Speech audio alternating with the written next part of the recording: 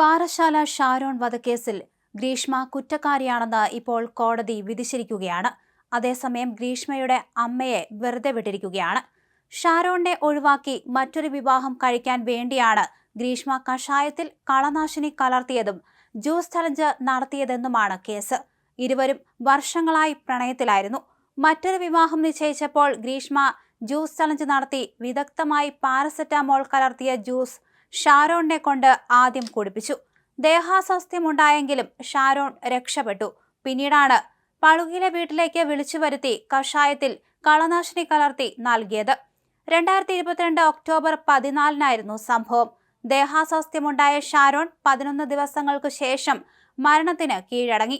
ഗ്രീഷ്മ കഷായം നൽകിയെന്ന് ഷാരോൺ എവിടെയും പറഞ്ഞിട്ടില്ലെന്നും കഷായം സ്വയം കുടിച്ചതാണെന്നുമായിരുന്നു പ്രതിഭാഗത്തിന്റെ വാദം. എന്നാൽ സുഹൃത്തിനോടും അച്ഛനോടും ഗ്രീഷ്മ ചതിച്ചെന്ന് ഷാരോൺ പറഞ്ഞുവെന്നായിരുന്നു പ്രോസിക്യൂഷന്റെ വാദം.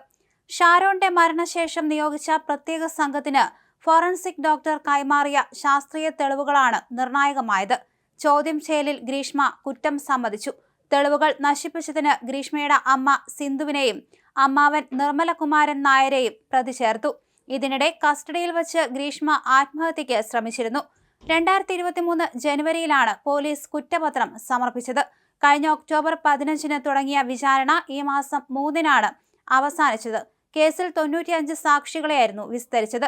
അതേസമയം ആത്മഹത്യാ ടെൻഡൻസി ഗ്രീഷ്മയ്ക്ക് ഉണ്ട് എന്ന് വരുത്തി തീർത്തു. മാത്രമല്ല, താൻ കുടിക്കാനായി കലക്കിവെച്ച വിഷമായിരുന്നു ഷാരോൺ എടുത്ത് കുടിച്ചത് എന്നടക്കം പ്രതിഭാഗം വാദിക്കുകയും ചെയ്തു.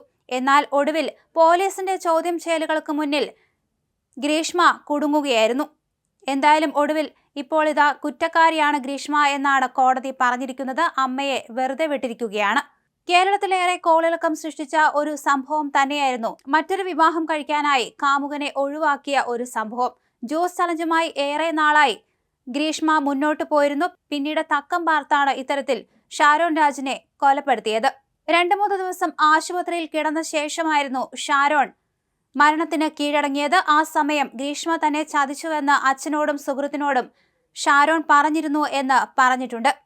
അതേസമയം ഗ്രീഷ്മ കഷായം നൽകിയെന്ന് ഷാരോൺ എവിടെയും പറഞ്ഞിട്ടില്ലെന്നും കഷായം സ്വയം കുടിച്ചതാണെന്നുമായിരുന്നു പ്രതിഭാഗം വാദിച്ചത്. എന്നാൽ സുഹൃത്തിനോടും അച്ഛനോടും ഗ്രീഷ്മ ചതിച്ചെന്ന് ഷാരോൺ പറഞ്ഞുവെന്ന് പ്രോസിക്യൂഷൻ ശക്തമായി വാദിക്കുകയും ചെയ്തു. ഷാരോണിന്റെ മരണശേഷം നിയോഗിച്ച പ്രത്യേക സംഘത്തിന് ഫോറൻസിക് ഡോക്ടർ കൈമാറിയ ശാസ്ത്രീയ തെളിവുകളെല്ലാം നിർണായകമായി മാറി. പിന്നീട് നിരന്തരമായുള്ള ചോദ്യം ചെയ്യലിൽ ഗ്രീഷ്മ കുറ്റം സമ്മതിച്ചു. അതേസമയം അമ്മാവൻ കുറ്റക്കാരനാണെന്നും തെളിഞ്ഞു.